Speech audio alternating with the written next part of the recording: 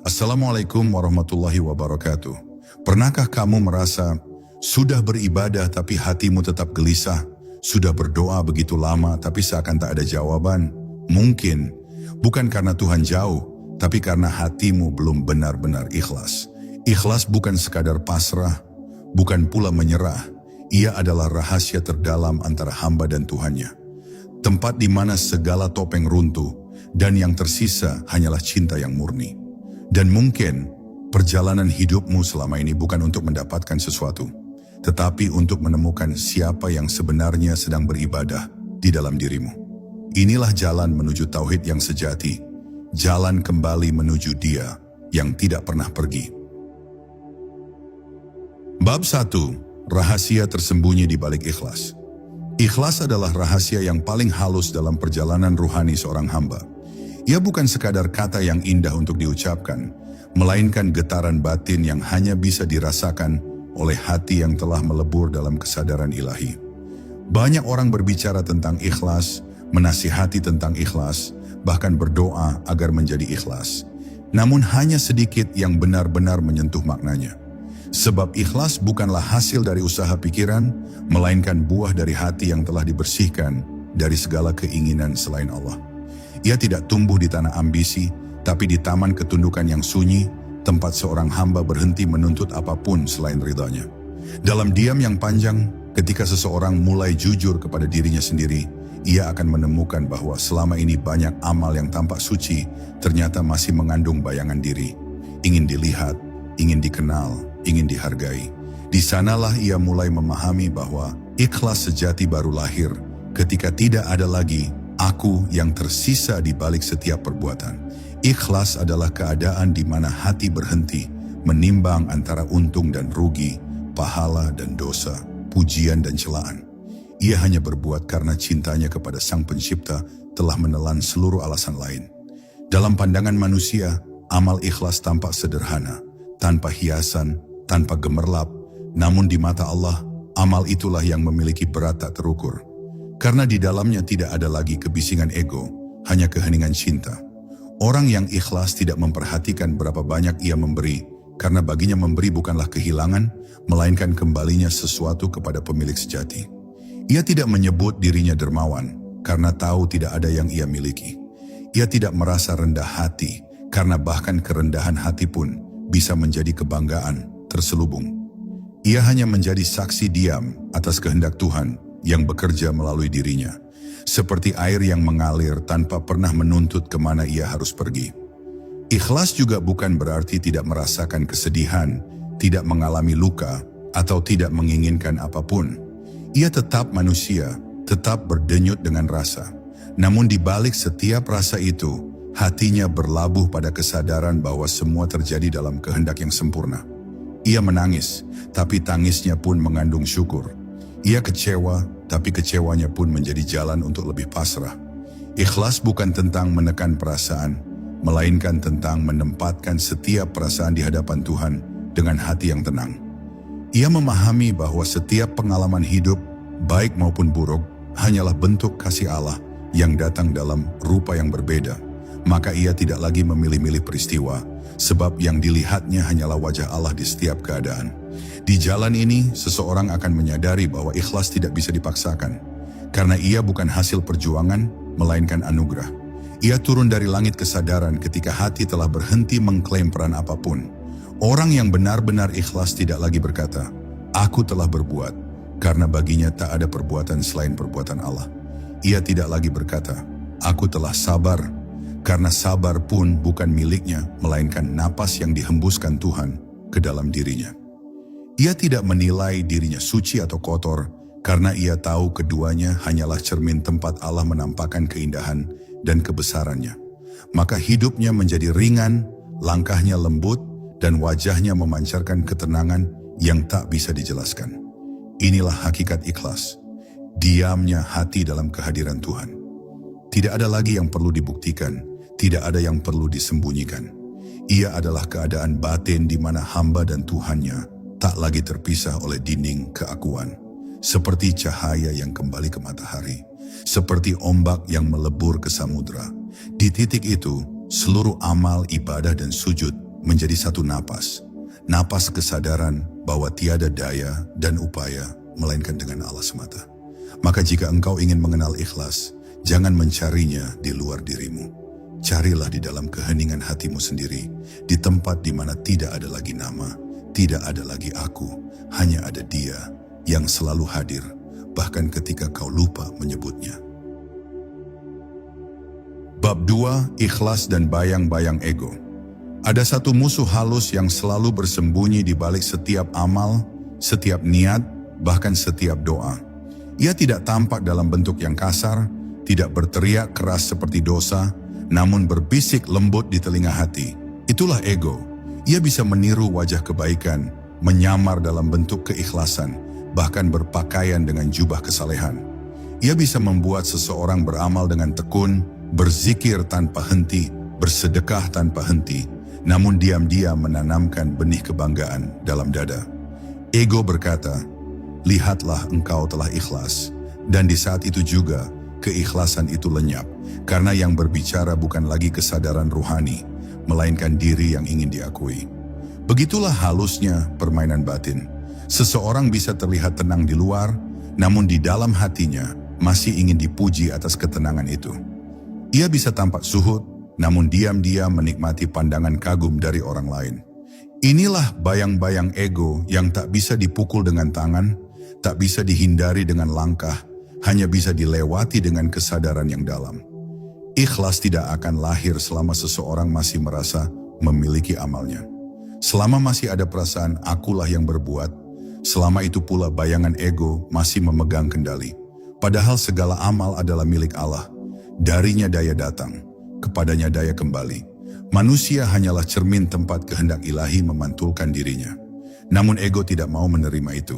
Ia ingin menjadi pemeran utama dalam setiap kebaikan. Ia ingin disebut dermawan, ingin dikenal sebagai orang yang sabar, ingin diingat sebagai orang yang berjuang di jalan Allah. Padahal sejatinya, semua itu hanyalah bayangan yang sementara, dan bayangan tak punya cahaya sendiri. Ketika seseorang memahami ini dengan sepenuh jiwa, ia mulai melepaskan genggamannya atas amal, seperti daun yang jatuh dengan rela ke tanah, karena tahu musim telah tiba. Maka jalan menuju ikhlas sejati bukanlah dengan menambah banyak amal, tetapi dengan menyingkap setiap lapisan ego yang menempel di dalamnya. Kadang seseorang harus melewati kehancuran demi mengenal keheningan, harus melewati rasa hina agar terbebas dari rasa bangga. Ketika Tuhan menundukkanmu, jangan buru-buru mengeluh, sebab bisa jadi ia sedang mematahkan cengkeraman ego yang membuatmu jauh darinya. Kadang Allah menghancurkan reputasi seseorang agar ia berhenti menyembah pandangan manusia. Kadang ia mengambil amal yang dibanggakan agar seseorang belajar bahwa tanpa Allah ia bukan siapa-siapa. Di sanalah ikhlas tumbuh, di tanah kehancuran ego, di ruang batin yang kosong dari nama dan gelar. Dan ketika seseorang telah berhasil menembus kabut ego itu, sesuatu yang indah akan lahir, keheningan batin yang damai. Ia tidak lagi berdebat dengan dunia, tidak lagi merasa perlu membuktikan kebaikannya. Ia berjalan di tengah manusia seperti angin yang lewat, tak terlihat, namun memberi kesejukan bagi siapapun yang disentuhnya. Ia memberi tanpa rasa memberi, ia berbuat tanpa merasa berbuat. Ia tidak memuji dirinya, juga tidak membenci dirinya, karena ia tahu keduanya adalah dua sisi dari satu ilusi yang sama, keakuan. Dalam dirinya hanya ada rasa tunduk, rasa kecil, dan kesadaran lembut bahwa semua berasal darinya dan akan kembali kepadanya. Inilah rahasia halus dari ikhlas yang sejati. Ia baru lahir ketika aku telah mati dalam kesadaran. Dan kematian ini bukan kematian jasad, melainkan kematian kesadaran palsu yang selalu merasa menjadi pusat segalanya. Ketika aku sudah tiada, yang tersisa hanyalah Allah yang bekerja melalui diri. Maka segala amal menjadi suci bukan karena besar atau kecilnya, tapi karena tidak ada lagi pelaku selain Dia. Itulah kebebasan sejati yang dirasakan para arif. Kebebasan yang membuat hati mereka tenang meski dunia bergoncang. Sebab bagaimana mungkin seseorang masih takut kehilangan bila ia tak lagi memiliki apapun? Bagaimana mungkin ia masih kecewa bila ia tahu semua adalah milik Allah? Disitulah ikhlas berubah menjadi cahaya, cahaya yang menembus seluruh bayang-bayang ego hingga tak tersisa lagi selain keheningan dan kehadirannya. Bab 3. Cahaya ikhlas dalam gelapnya hati. Hati manusia adalah cermin. Ia bisa memantulkan cahaya ilahi dengan jernih atau menolak cahaya itu karena tertutup oleh debu dunia. Dan debu itu tidak selalu berupa dosa besar, terkadang hanya pikiran-pikiran kecil yang melekat tanpa disadari. Rasa iri, keinginan dihargai, harapan disanjung, atau kebanggaan terselubung atas amal dan ilmu. Ketika cermin hati ditutupi lapisan-lapisan itu, cahaya ikhlas tak bisa menembusnya. Maka manusia sering merasa telah ikhlas, padahal yang ia lihat hanyalah pantulan dirinya sendiri. Ia menyangka sedang mendekat kepada Tuhan, padahal ia hanya berputar-putar di sekitar bayangan ego. Disinilah perjalanan spiritual menemukan ujian paling sunyi, membersihkan hati bukan dari dosa yang tampak, tapi dari motif-motif halus yang menipu rasa suci. Setiap kali seseorang berkata, "Aku ikhlas," hati yang sadar akan bertanya, "Benarkah? Atau aku hanya ingin merasa ikhlas?" Pertanyaan ini seperti cermin yang memantulkan wajah sejati manusia, kadang menyakitkan tapi menyelamatkan. Dalam jalan menuju ikhlas, pembersihan hati menjadi dasar yang tak bisa dihindari. Para arif menyebutnya tazkiyah an-nafs, pembersihan jiwa dari segala kotoran batin. Ia bukan proses yang cepat, bukan pula perjalanan yang menyenangkan. Kadang seseorang harus melihat kegelapan dirinya sendiri sebelum menemukan cahaya. Ia harus jujur menghadapi ketidaktulusannya, mengakui betapa sering ia berbuat bukan karena Allah, tapi karena ingin terlihat dekat dengan Allah. Ia harus mengakui bahwa bahkan dalam ibadah, ia sering bernegosiasi dengan Tuhan, berdoa untuk diberi balasan, bukan karena cinta kepadanya, tapi karena takut kehilangan kenyamanan. Namun justru dari kejujuran itulah cahaya pertama ikhlas mulai muncul. Sebab Allah mencintai hamba yang jujur dalam ketidakmampuannya, lebih dari hamba yang berpura-pura sempurna. Ketika hati mulai jernih, cahaya ilahi yang dahulu terhalang mulai menyinari ruang batin yang lembut. Di titik itu, seseorang mulai memahami bahwa segala sesuatu di dunia hanyalah perantara menuju Allah. Ia tak lagi marah pada nasib, karena ia tahu setiap peristiwa membawa pesan cinta yang tersembunyi. Ia tak lagi iri pada manusia, karena ia sadar setiap jiwa memiliki perjalanan yang berbeda. Ia tak lagi menuntut hasil, karena yang ia kejar bukan lagi dunia, tapi makna. Dalam diamnya ia mulai melihat keindahan di balik kehilangan dan menemukan rahmat dalam luka. Hatinya menjadi seperti danau yang tenang, mampu memantulkan langit karena permukaannya tak lagi berombak oleh ambisi. Ikhlas di tahap ini bukan lagi usaha, tapi keadaan. Ia hadir begitu saja, seperti fajar yang muncul setelah malam panjang. Seseorang tidak lagi perlu memaksa dirinya untuk sabar atau rela. Kedua hal itu tumbuh alami dari kesadaran bahwa semua yang terjadi adalah kehendak Tuhan yang tak mungkin keliru. Ia tidak lagi berkata, "Aku menerima," karena ia telah menjadi penerimaan itu sendiri. Ia tidak lagi memisahkan antara suka dan duka, antara rezeki dan kehilangan, karena semuanya adalah wajah-wajah Allah yang datang dalam bentuk berbeda. Dan ketika kesadaran ini bersemayam, ia melihat hidup bukan sebagai ujian yang menakutkan, tapi sebagai ladang tempat Tuhan menanamkan cinta dalam setiap peristiwa. Disinilah cahaya ikhlas bersinar paling terang, ketika hati telah menjadi cermin yang bersih, dan tak ada lagi bayangan diri yang menghalangi pantulannya. Seseorang yang telah sampai di titik ini tidak akan banyak bicara tentang ikhlas, karena ia tahu ikhlas tak bisa dijelaskan, hanya bisa dihidupi. Setiap langkahnya menjadi zikir, setiap pandangannya menjadi doa. Ia berjalan dalam dunia, namun dunia tak lagi tinggal di dalam dirinya. Ia memberi tanpa rasa memberi, mencinta tanpa rasa memiliki, hidup tanpa takut mati, karena yang ia cintai, yang ia cari, yang ia hidupkan hanyalah Dia. Dan dalam keheningan yang dalam itu, terdengarlah suara paling lembut dari langit hatinya. Engkau tidak perlu menjadi cahaya, cukup bersihkan dirimu, maka cahayaku akan tampak melalui dirimu. Bab 4. Ketika amal tidak lagi tentang pahala. Ada satu tahap dalam perjalanan ruhani, di mana hati berhenti menghitung, berhenti menakar, dan berhenti menuntut. Di tahap itu, Amal tidak lagi menjadi transaksi antara hamba dan Tuhannya, melainkan persembahan cinta yang mengalir tanpa batas. Kebanyakan manusia beramal karena berharap pahala, takut neraka, atau ingin memperoleh tempat mulia di sisi Allah. Namun bagi jiwa yang telah matang, pahala bukan lagi tujuan, surga bukan lagi iming-iming, dan neraka bukan lagi ancaman.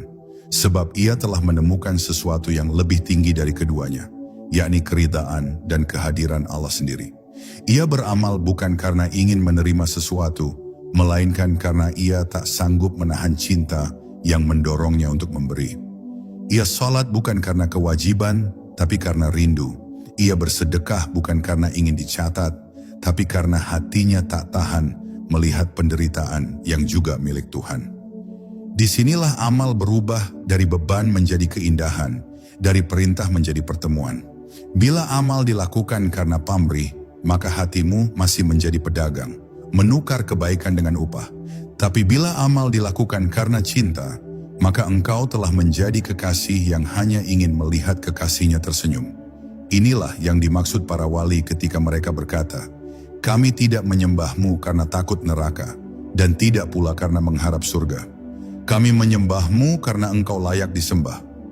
Pada tahap ini, setiap amal menjadi saksi cinta yang sunyi, setiap gerak menjadi tarian pengabdian. Hati tidak lagi mencari hasil, karena ia telah menemukan asal. Amal tidak lagi menjadi tangga untuk naik, melainkan taman untuk menikmati kehadirannya di setiap langkah. Namun perjalanan ke tahap ini tidak mudah. Diperlukan kejujuran yang dalam untuk menyadari betapa sering kita beramal bukan karena Allah, tapi karena ingin dilihat baik oleh manusia. Kadang seseorang berbuat kebajikan, namun di balik itu ada bayangan kecil yang berharap dihargai. Kadang seseorang bersedekah, namun hatinya masih menunggu ucapan terima kasih. Semua itu adalah jerat halus yang membuat amal menjadi berat.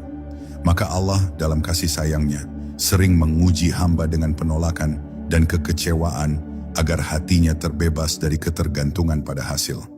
Ketika engkau berbuat baik dan tidak dihargai, jangan kecewa. Itu tanda Allah sedang memurnikan niatmu. Ketika engkau beramal lalu dilupakan manusia, bersyukurlah. Karena Allah sedang mengajarkan bahwa hanya Dia saksi yang sejati.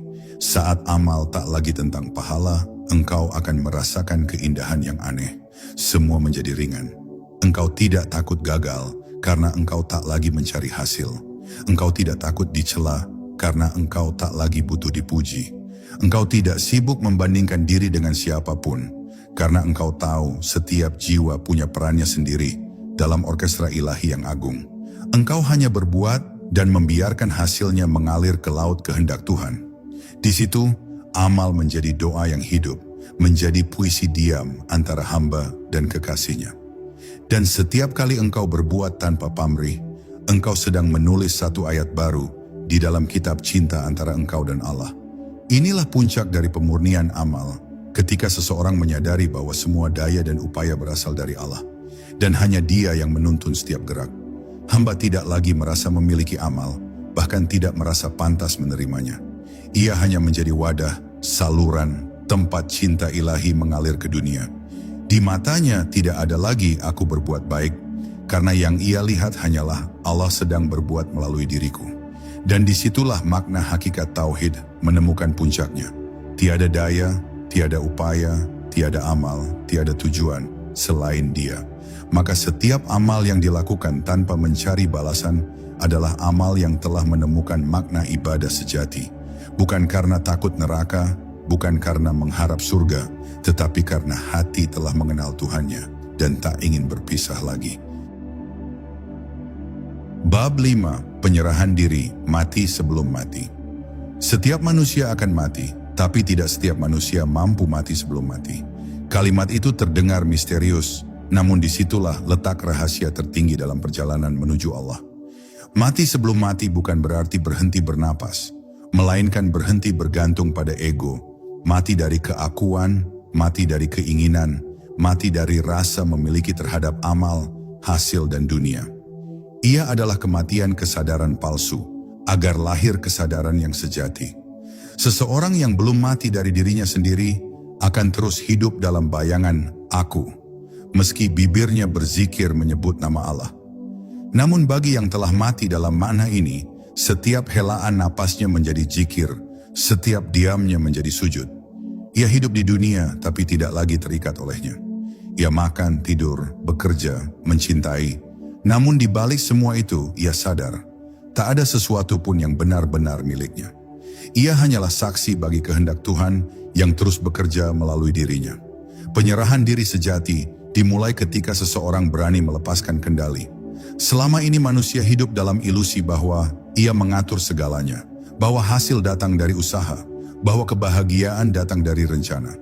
Padahal semua hanyalah bayangan yang membuat jiwa lelah. Ketika engkau mulai pasrah bukan karena lemah, tapi karena sadar bahwa tidak ada satupun yang berjalan di luar kehendaknya, maka disitulah ruhmu mulai hidup. Penyerahan diri bukan berarti berhenti berusaha, tapi berhenti menuhankan hasil. Ia adalah keadaan hati yang bekerja sekuat tenaga di dunia, namun tenang menerima apapun yang datang. Karena tahu bahwa semua adalah bagian dari desain ilahi yang sempurna. Ia berjuang bukan untuk menang, tapi untuk taat. Ia gagal bukan karena lemah, tapi karena Allah ingin menunjukkan jalan yang lebih dalam daripada sekadar keberhasilan. Dalam penyerahan yang sejati, seseorang berhenti bertanya, "Mengapa aku?" dan mulai bertanya, "Apa yang engkau kehendaki dariku?" Ia tidak lagi menuntut kehidupan sesuai keinginannya, karena ia telah melebur dalam kehendak Tuhan yang tak mungkin salah. Di titik ini, seluruh konsep kehilangan dan kepemilikan berubah makna. Ia tidak sedih saat kehilangan, karena sadar bahwa yang pergi memang bukan miliknya. Ia tidak sombong saat mendapatkan, karena tahu bahwa yang datang pun bukan hasil tangannya. Ia menjadi seperti cermin yang jernih, yang tidak menyimpan pantulan, hanya memantulkan cahaya. Dan dalam kejernihan itu, ia melihat bahwa selama ini ia tidak pernah berjalan sendiri. Karena yang berjalan, yang menuntun, dan yang menjadi tujuan hanyalah Allah semata. Mati sebelum mati juga berarti membiarkan segala keinginan duniawi mati sebelum jasad mati. Ia bukan berarti menolak dunia, tapi menempatkannya di posisi yang benar. Sebagai alat, bukan tujuan. Dunia tidak lagi menjadi beban, tapi ladang pengabdian. Kehidupan tidak lagi dilihat sebagai serangkaian kebetulan, melainkan tarian rahasia antara hamba dan Tuhannya. Ketika seseorang telah sampai di tahap ini, segala sesuatu tampak seimbang. Kesedihan dan kebahagiaan sama berharganya, pujian dan celaan sama ringannya. Ia memandang dunia dengan mata yang tenang, sebab hatinya telah menatap keabadian. Ia tidak lagi terombang-ambing oleh pujian atau penghinaan, karena ia telah mati dari keduanya, hidup hanya untuk ridha Allah. Dan ketika seseorang telah mati dengan cara ini, barulah ia benar-benar hidup. Hidup yang tidak tergantung pada keadaan, tidak terikat pada hasil, tidak takut kehilangan, karena ia telah menemukan sesuatu yang tidak bisa diambil oleh siapapun, kehadiran Allah di dalam hatinya. Inilah kemerdekaan sejati, kemerdekaan dari segala bentuk selainnya. Maka barang siapa telah mati sebelum mati, baginya dunia dan akhirat hanyalah dua sisi dari satu rahasia, yakni cinta yang tak pernah putus antara hamba dan Tuhan. Ia hidup dalam pasrah yang indah, berjalan di atas dunia dengan langkah ringan, dan setiap napasnya seakan berbisik, "Segalanya milikmu ya Allah, aku tiada, hanya engkau yang ada." Bab 6. Ketulusan. Cinta, ketika hati menyembah tanpa alasan. Ada satu titik dalam perjalanan jiwa di mana segala bentuk logika, hitungan pahala, dan rasa takut akan neraka perlahan lenyap, digantikan oleh satu kekuatan yang tak bisa dijelaskan. Cinta. Cinta yang tidak berakar pada keinginan, tidak tumbuh dari harapan, dan tidak menyala karena imbalan. Ia adalah cinta murni yang hanya mengenal satu arah, menuju Allah. Di tahap ini, ibadah bukan lagi kewajiban, tapi kerinduan. Sujud bukan lagi beban, tapi pelukan. Zikir bukan lagi rutinitas, tapi percakapan yang tak berujung. Orang yang mencintai Allah dengan tulus tidak menyembah karena ingin sesuatu, tapi karena ia tak sanggup tidak menyembah. Ia menyebut nama Allah bukan karena harus, tapi karena setiap napasnya pun telah menjadi panggilan. Seperti sungai yang tak bisa berhenti mengalir ke laut, hatinya tak bisa berhenti mengalir ke arah kekasihnya. Cinta yang tulus tidak meminta bukti. Ia tidak berkata, "Ya Allah, kabulkan agar aku percaya." Ia berkata, "Ya Allah, Engkau sudah cukup, bahkan tanpa apapun." Disinilah ketulusan menemukan maknanya yang tertinggi. Ketika seorang hamba menyembah Tuhan, bukan karena surga, bukan karena pahala, bukan karena takut neraka, melainkan karena Allah sendiri adalah surga itu. Ia tidak lagi memisahkan cinta dan ibadah, karena bagi dirinya, ibadah adalah wujud cinta itu sendiri. Ia mencintai Allah bukan karena dia memberinya kehidupan, tapi karena dia adalah kehidupan itu. Ia tidak memuji karena diminta, tapi karena tidak ada kata lain yang lebih pantas keluar dari hati yang sedang mabuk oleh keindahannya. Dalam cinta seperti ini, semua yang selain Allah perlahan menjadi kabur. Dunia kehilangan daya tariknya, bukan karena dibenci, tapi karena cahayanya terlalu menyilaukan. Namun cinta yang murni tidak lahir dari kenyamanan, melainkan dari pengorbanan. Ia tumbuh di tengah ujian, berakar dari luka, dan berbuah dalam keheningan. Kadang Allah mengambil sesuatu yang kita cintai, bukan untuk menghukum, tapi untuk mengajarkan bahwa tidak ada cinta yang sejati kecuali kepadanya. Ia memisahkan kita dari dunia, agar kita mengenal makna kembali. Ia menunda doa-doa kita, agar kita belajar mencintainya bahkan dalam penantian. Ia menguji dengan kehilangan, agar kita tahu apakah cinta kita bergantung pada pemberian atau pada zatnya. Dan ketika seseorang tetap mencintai Tuhan, meski tidak diberi, tetap bersyukur meski diuji, tetap beribadah meski tak ada yang terasa, disitulah cinta sejati menampakkan wajahnya yang paling murni. Cinta seperti ini melahirkan ketenangan yang aneh. Hati menjadi lembut tapi kuat. Ia bisa menangis di hadapan Tuhan tanpa merasa sedih, karena air matanya bukan tanda penderitaan, melainkan pengakuan bahwa ia sedang berada di hadapan yang maha lembut. Ia bisa menghadapi dunia dengan senyum yang tenang, karena ia tahu semua datang dari kekasih yang sama. Orang yang telah sampai di cinta makrifat tidak lagi sibuk mencari tanda-tanda kasih Allah di luar dirinya, karena ia telah menemukannya di dalam dadanya sendiri. Ia melihat kasih itu di setiap peristiwa, bahkan dalam hal yang tampak pahit sekalipun.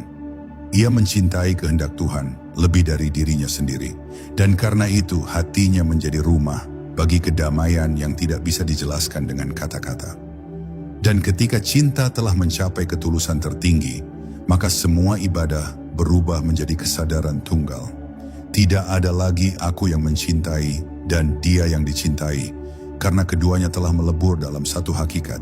Ia menyembah bukan karena jarak, tapi karena kedekatan. Ia berdoa bukan karena ingin, tapi karena sedang berbicara dengan diri yang lebih dalam. Di tahap ini, cinta bukan lagi emosi, tapi wujud keberadaan. Ia tidak naik dan turun, tidak datang dan pergi, karena ia bukan rasa yang muncul dari hati manusia, melainkan pancaran dari zat yang kekal. Inilah cinta yang disebut oleh para sufi sebagai mahabbah ilahiyah, cinta yang membuat seseorang tidak lagi mencari Tuhan, karena ia telah menjadi jalan tempat Tuhan menampakkan cintanya sendiri. Dan ketika seseorang telah sampai ke titik itu, tidak ada lagi ibadah yang dipaksakan, karena seluruh hidupnya telah menjadi sujud yang panjang. Bab 7. Sunyi yang hidup, rahasia kedekatan dengan Allah. Dalam perjalanan menuju Allah, akan tiba satu fase di mana semua suara luar menjadi samar, dan yang tersisa hanyalah keheningan yang penuh makna. Di sanalah seseorang mulai memahami bahwa jalan mendekat kepada Tuhan bukanlah dengan banyak bicara, melainkan dengan banyak diam. Sebab Tuhan tidak bersemayam di keramaian kata, melainkan di sunyi yang hidup. Sunyi yang bukan kehampaan, melainkan ruang di mana hati dan Tuhan saling berjumpa tanpa perantara. Banyak yang takut pada kesunyian, karena mereka belum pernah benar-benar mendengarkan dirinya sendiri. Padahal, dalam sunyi itulah Allah berbicara paling lembut. Bukan dengan suara, tapi dengan rasa yang mengalir di antara jeda napas, di antara denyut nadi, di antara diam yang menyala di dalam dada. Orang yang hatinya telah mengenal keheningan, tak lagi membutuhkan banyak tanda. Cukup dengan satu bisikan halus di hatinya, ia tahu Allah sedang memanggil. Kesunyian yang hidup bukan berarti mengasingkan diri dari dunia, melainkan menghadirkan Tuhan di dalam segala hal yang kita lakukan. Ia bukan pelarian dari kehidupan, tapi kesadaran di tengah kehidupan. Seseorang bisa berada di tengah keramaian pasar, namun hatinya tetap hening. Ia bisa bekerja, berbicara, bercanda, tapi di balik semua itu, ada ruang batin yang tenang, yang tak tersentuh hiruk-pikuk dunia. Itulah tanda kedekatan yang sejati. Ketika hati tetap berzikir meski lidah tidak bergerak, ketika jiwa tetap ingat meski mata menatap dunia. Di tahap ini, seseorang mulai memahami bahwa Allah tidak jauh, tidak di langit yang tinggi, tidak di tempat yang tersembunyi. Dia ada di dalam hati yang diam, di antara tarikan napas yang penuh kesadaran, di antara jeda antara dua pikiran yang sunyi. Namun untuk sampai ke titik itu, seseorang harus berani menembus kebisingan dirinya sendiri. Pikiran, ambisi, kekhawatiran, semua itu adalah gema dunia yang menutupi suara halus dari langit batin. Setiap kali hati ingin diam, pikiran berlari. Setiap kali jiwa ingin tenang, dunia mengetuk. Maka tugas seorang pencari adalah menenangkan gelombang itu, sedikit demi sedikit, hingga air hatinya jernih seperti permukaan danau yang memantulkan bintang. Ketika pikiran mulai diam, barulah seseorang benar-benar bisa mendengar. Ia mulai mengenali isyarat yang dulu tak terlihat. Ketenangan di balik ujian, keindahan di balik kesulitan, pelukan lembut di balik kehilangan. Di situ kesunyian bukan lagi sepi, tapi menjadi kehidupan yang penuh. Ia seperti taman tanpa bunga, tapi wangi kehadiran Allah terasa di setiap hembusan angin yang melintas. Dalam kesunyian yang hidup, seseorang akan menyadari bahwa doa sejati tidak selalu diucapkan. Kadang doa hadir dalam bentuk air mata, kadang dalam senyum yang pasrah, kadang dalam diam yang tak bisa dijelaskan. Ia tidak lagi memohon dengan kata-kata, tapi dengan keberadaannya sendiri. Setiap gerak menjadi doa, setiap napas menjadi tasbih, setiap diam menjadi pengakuan. Ia tak lagi merasa perlu memanggil Allah dengan keras, karena ia tahu Allah selalu lebih dekat daripada urat lehernya sendiri. Ia tidak lagi mencari bukti kehadirannya, karena seluruh semesta telah menjadi ayat yang hidup. Di situ, sunyi bukanlah ruang kosong, tapi ruang yang dipenuhi oleh kehadiran tanpa bentuk, oleh cinta tanpa suara, oleh rahasia yang hanya bisa dirasakan, bukan dijelaskan. Dan di akhir perjalanan itu, seseorang akan tahu bahwa kesunyian bukan berarti jauh dari dunia, tapi justru menyatu dengannya dalam kesadaran ilahi. Ia bisa berbicara, tapi dalam setiap kata ada zikir. Ia bisa bekerja, tapi dalam setiap tindakan ada ibadah. Ia hidup dalam dua dunia sekaligus, dunia yang terlihat dan dunia yang halus. Namun keduanya telah menyatu di dalam satu pusat, Allah. Itulah sunyi yang hidup, keadaan di mana hati menjadi rumah bagi kehadiran Tuhan yang abadi. Di sana tak ada lagi jarak antara manusia dan penciptanya, tak ada lagi pemisah antara doa dan jawaban. Yang tersisa hanyalah kedamaian yang lembut dan bisikan yang hanya bisa didengar oleh mereka yang hatinya telah benar-benar diam. Aku bersamamu, bahkan sebelum engkau memanggilku, aku telah menjawabmu.